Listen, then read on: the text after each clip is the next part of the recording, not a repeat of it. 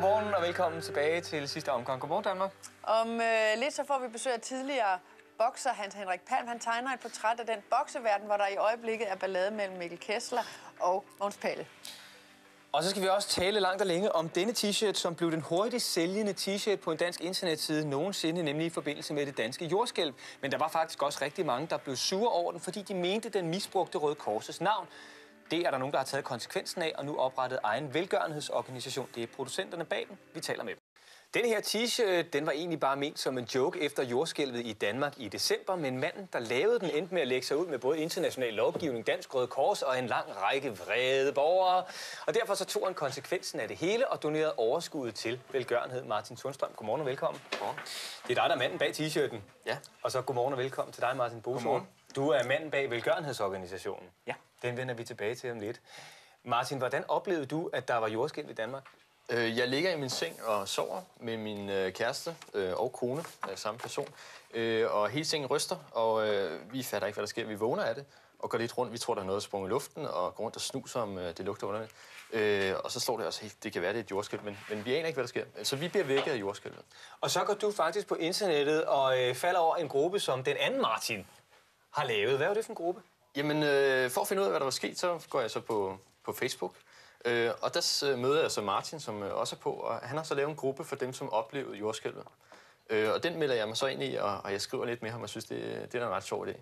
Så det er altså det her sociale mødested på internettet, Facebook, hvor Martin har lavet en gruppe lynhurtigt efter du vågnede og oplevede det her jordskælv. Og så tænker du, det er da egentlig meget sjovt. Hvordan kommer t-shirten ind i det billede? Så tænker jeg, hvorfor ikke lave en t-shirt til gruppen? Og så kunne man ligesom vise sin sympati og dele smerten ved at være en overlever og genopleve de der 5 sekunder med andre mennesker og sådan noget, og langsomt ligesom bearbejde det. Måske i virkeligheden, fordi at vi gik lidt i selvsving over det der sådan jordskælv, gjorde vi ikke? Jo. Det var en rystende oplevelse. På mange måder. Martin, altså, den her, den går så i trykken. Og der er 2 forskellige udgaver. Den ene, den er sådan set fin nok. Den har jeg faktisk siddet med her i fjernsynet. Den var der ingen problemer i. Den her, den gav knas, fordi lige pludselig så dukkede der et brev op hos dig. Hvad stod der i det brev? Jeg får et venligt brev, et bestemt brev fra Røde Kors af. En advokat, som repræsenterer dem, som skriver til mig, at jeg må ikke bruge den røde farve i korset, fordi så ligner det et rødt kors, som er deres logo. Så de beder mig om at stoppe salget af t-shirten med det samme. Og hvad gør du så? Så stopper jeg salget med det samme. Fordi jeg vil jo nødig gøre dem sure, eller risikere at få sådan en stor sagsanlæg på nakken og sådan noget. Og jeg vil sige, altså, det var ikke tilsigtet, at det skulle ligne et andet Røde Kors-produkt eller noget. Det var bare, jeg skulle sætte et andet symbol på, synes jeg, og så synes jeg, det signalerede noget med medicin og hospitaler og katastrofer og sådan noget. Og så gjorde du det orange, og så gik den faktisk, så var Røde Kors helt i orden med det, fordi det må man gerne. Man må gerne skifte farve, bare det ikke er rødt.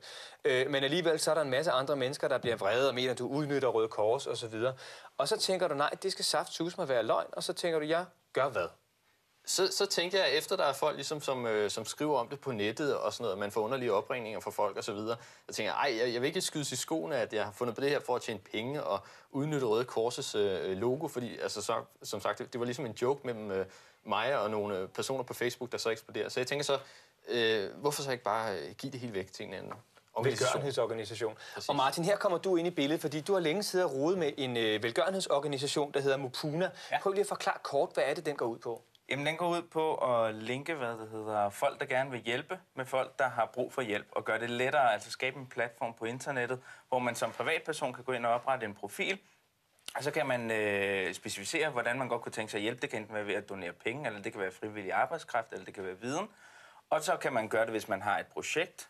Så kan man også oprette et projekt, eller hvis man er en stor NGO, Røde Kors for eksempel, kan gå ind og oprette nogle af deres projekter, og så laver siden her et match mellem dem, sådan, så man får et præcis match med det, man gerne vil.